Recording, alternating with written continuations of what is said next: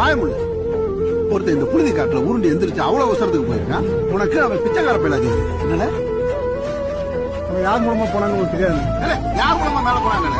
அதான் அவன் தலைமை விசாரணை போயிருக்கான். இனி என்னைக்கு அவனோட அடையாளம் ஓம் பண்ணுதாங்க? அது பத்தாயிரம் உனக்கு. இங்கே இதே மாதிரி வேலையை உடைக்கிறது மட்டும் திமிரு இல்ல. யாருமே வேலை போட முடியாத ஒசரத்துக்கு ஒருத்த போறான் பாரு, அதுவும் திமிருதான். பிச்சைக்கார போறான்.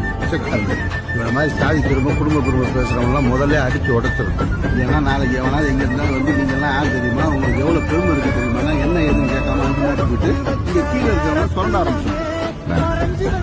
எப்படி மாறுவாங்க இப்பவே நாயம் கத்தி எடுத்துன்றது இங்க பாதி பேர் நம்பிட்டாங்க.